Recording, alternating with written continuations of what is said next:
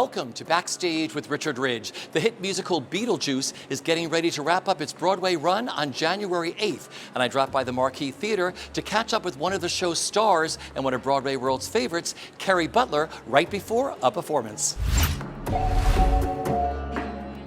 Well, first of all, I'm so excited to be sitting with you here in the lobby of the Marquee Theater, where you literally, in like 15 minutes, have to get ready for a performance. Yes. Yes, I do. So let's talk about it. Everybody loves this show. Beetlejuice is getting ready to play its final performance on January 8th. Yes. What has made this so special for you, Kerry, with working on this show? Well, it's been really exciting that I got to create the role, that I was with the show from the very, very first reading before they knew what it was. Yeah. And I always love being part of that creative process and to watch a show. Like, we changed so much from DC to here, and then we changed so much just from the from COVID. You know, we changed as people, and then we were able to bring that to the show. So it's just been, and it's just so great that I get to close out the show. It's been an amazing journey, and our creative team is just so collaborative and incredible. So it's been a really wonderful experience. And you've been the only actress, except when you're on vacation, playing Barbara, right? Yes. Besides my understudies and my amazing understudies, yeah, I played Barbara the whole time, which is exciting. So I was saying, what have you enjoyed the most about playing with her? Because she's this iconic role that we all fell in love with in the film first, and now you're doing the stage version of her.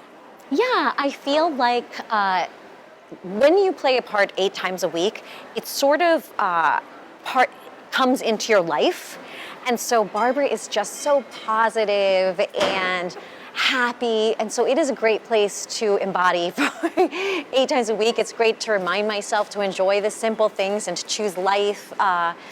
So I feel like that has been, sometimes you play these dark characters and then you get depressed in real life, and so Barbara's not that. But she's so much fun at the same time, yes, that's right? what I mean. Yeah, so happy, and like me, loves crafts, and so I feel very connected to Barbara, and it's been a great reminder for me just not to sweat the big stuff or the small stuff.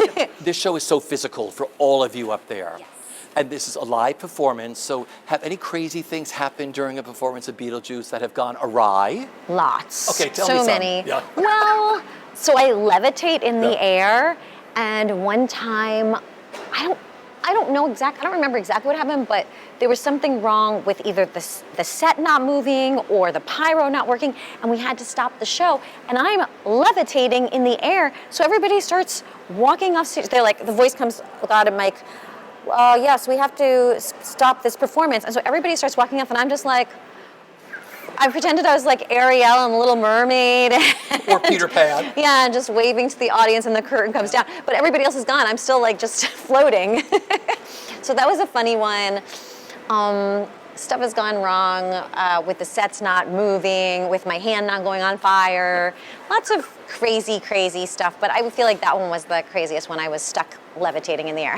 But I'm sure audiences love this. They love it. Feel like they're at a special show, like, oh my Yeah. gosh. Especially the fans that return to your show. Oh, Because yeah. there are fans for shows, but you have this incredible fan base. We do. With Beetlejuice. Yeah, and also Alex usually improvs like when something goes wrong, and then the fans like go crazy, and they're like, I was there for that performance, you know, when the book fell through the hole or whatever.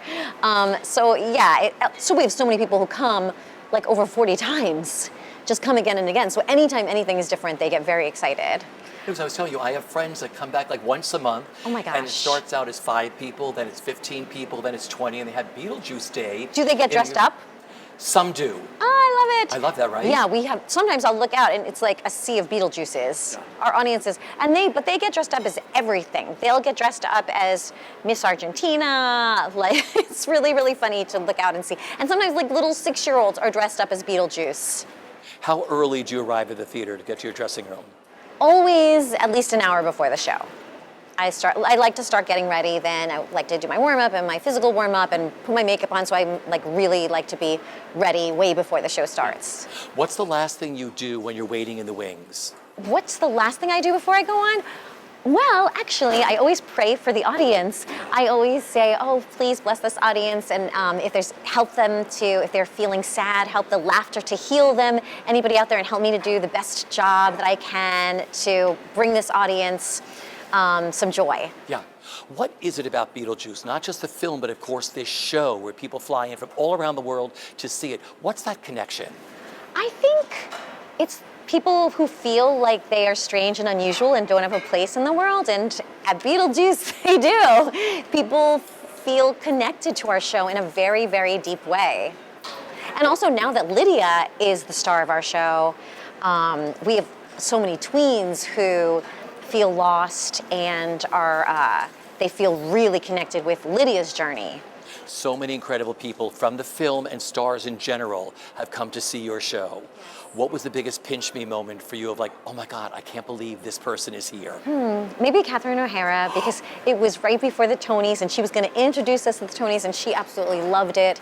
And she was so generous and kind and took so many pictures with us. And then at the Tonys, she got to say, like, I just saw this show, it's amazing. And so that was really, really nice of her.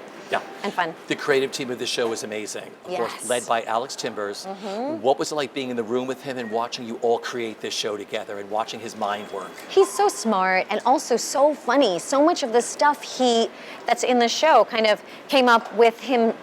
I think that he also has a good improv background, which is kind of unusual for a director. So he'd be like, what if this happens here? What if you open this box and a head pops out? You know, stuff like that. A lot of stuff that wasn't necessarily in the script and just improv. We did so many workshops so that we could see the set is a part of the show and kind of encouraged us to come up with things, especially Alex Brightman, to come up with kind of whatever you could imagine. Let's see if it would work. And he's very collaborative and, you know, changed so much from DC to New York, and so not precious with things. And also the writers, all of our writers, we love it. It's such a great environment, and no one is precious with things. No one's like, this has to be this way. They would really listen to our input. Finally, what will you miss the most once the show closes on January 8th? I think I will miss, I just love performing so much. I'll miss that. I'll miss having a place to go. I'll miss all of our friends, and I'll miss that reaction from the audience is just every night at the end of the show. It's like mind-blowing, just that sea of love. So those are the things I'll miss. But I'm excited to be with my family again. Well, listen, thank you so much for sitting with me. Thank you. Great to see you. You have a huge fan base at Broadway World. And like I said, you know I adore you from you. your debut in New York. Blood Brothers? Yeah. At the Music Box Theater. Yes, it was. Yeah. Yes. We have a long history together.